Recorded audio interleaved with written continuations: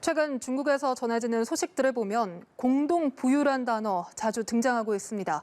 함께 잘 살자란 뜻인데요. 이 단어가 최근 부상하고 있는 이유가 무엇인지 베이징 연결해서 자세히 들어보겠습니다. 임광빈 특파원. 네, 베이징입니다. 네, 이 공동 부유란 단어 언제부터 나오기 시작한 겁니까?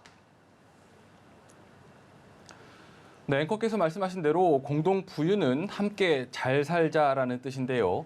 최근 중국 매체에 부쩍 자주 등장하기 시작한 것은 이달 중순쯤부터입니다.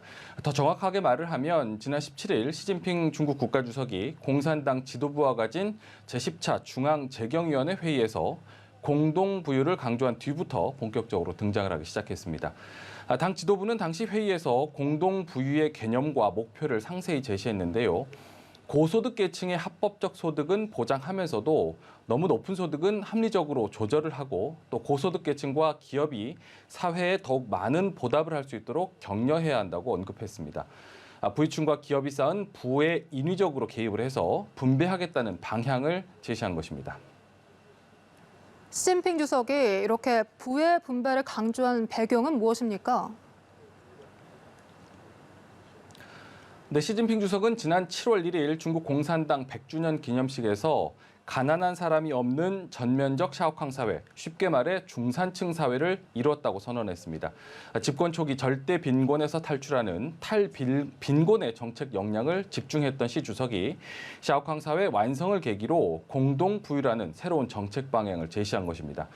중국은 국내 총생산 GDP 기준으로 세계 2위 경제대국으로 성장을 했지만 극심한 양극화는 심각한 사회 문제로 지적이 되고 있습니다. 실제로 베이징의 중심 번화가를 다니다 보면 바로 인근에 여전히 공동 화장실을 사용하는 극심한 빈민촌이 많다는 것을 볼 수 있습니다.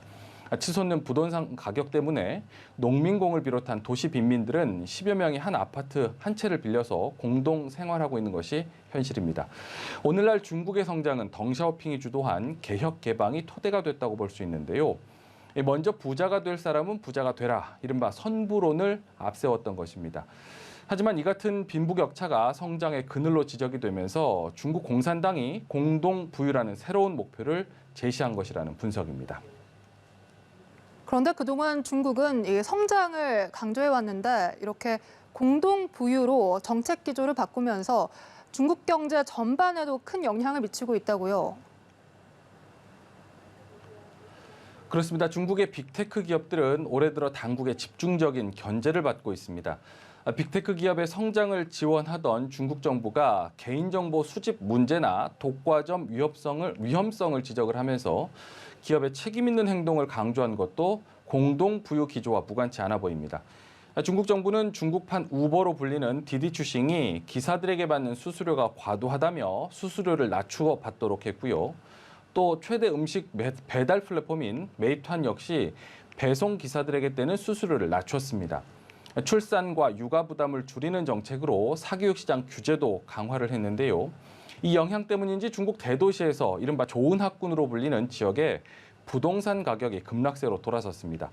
광둥성 선전시의 명문 학군에서는 시세보다 약 9억 원 이상 싼 가격으로 경매에 나온 아파트가 유찰이 되기도 했습니다. 일각에서는 중국 정부가 기존에 없던 보유세나 상속세, 자본이득세를 새로 도입을 하고 또 공공기부금에 대한 우대 조치를 도입할 수 있다는 전망도 나오고 있습니다. 그래서인가요? 벌써부터 중국 기업들이 거액의 기부금을 내놓고 있죠. 그렇습니다. 중국의 대표적 기술 기업 텐센트가 가장 먼저 우리 돈 9조 원에 달하는 돈을 내놓기로 약속했습니다.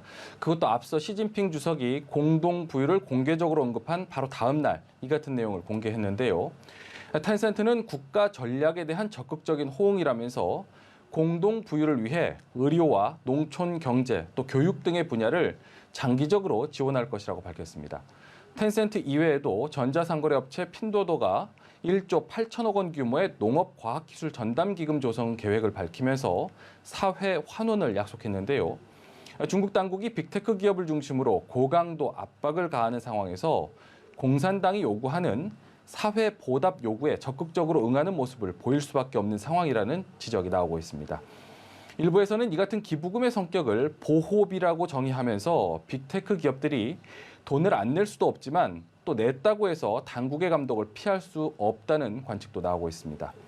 앞서 공동 부유의 구체적 실행 방안으로 기업과 부자들의 사회 보답을 요구했던 중국 공산당은 기업들의 기부는 자발적인 것으로 강제는 아니라고 주장을 했습니다. 또 공동 부유가 부자를 죽이는 정책은 아니라고 덧붙였습니다. 그러면 중국 공산당이 이렇게 개혁 개방 40여 년 만에 이 정책 노선을 방향을 바꾼 그 근본적인 이유 무엇입니까? 네, 전문가들은 내년 가을로 예정된 중국 공산당 20차 전국 대표 대회를 주목하고 있습니다. 보통 당대회라고 불리는 전국 대표 대회는 5년마다 한 번씩 열리는데요. 여기서는 지도부 재편이 논의가 되는데 시진핑 주석은 기존의 관행을 깨고 장기 집권의 꿈을 꾸고 있습니다. 중국인들의 민심을 얻기 위해서 부자와 기업인들이 아닌 민생을 더 챙긴다는 명분을 내세우기 위한 것이라는 평가가 나오는 이유입니다. 사회 불안정 요인으로 꼽히는 빈부격차 문제 해결을 외면하고는 장기 집권의 정당성을 얻기 어려울 수 있다는 판단이 깔린 것으로 보입니다. 이런 가운데 중국에서는 고위직에 대한 사정 작업도 강화되는 분위기라고요. 그렇습니다. 오늘 전해진 소식 가운데 눈에 띄는 것은 왕치산 국가부주석의 측근이 800억 원이 넘는 뇌물을 받은 혐의로 재판을 받고 있다는 것입니다. 산둥성 칭다오 중급인민법원에 따르면 사정감찰기구인 중앙순시조 부조장을 지낸 둥홍이 1999년부터 지난해까지 직무상 권한을 이용해서 편의를 봐주는 대가로 우리 돈 832억 원을 받은 혐의를 받고 있습니다. 지난 20여 년간 광둥성과 하이난성, 또 베이징과 국무원 등에서 왕치산 부주석과 함께 일한 것으로 전해지고 있습니다. 왕 부주석은 시진핑 주석 집권 초반 중국의 사정 작업을 주도했던 인물로 시진핑의 오른팔이라는 평가를 받고 있는데요. 내년 당대회를 앞두고 고위직에 대한 가차없는 사정 작업이 이어지고 있는 것입니다.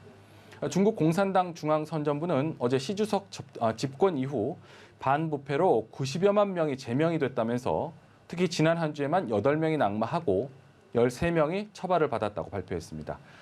지난주에는 알리바바 본사가 있는 항저우 당석이 저우장융이 심각한 기율 및 법률 위반 혐의로 조사를 받는 것으로 알려졌는데요.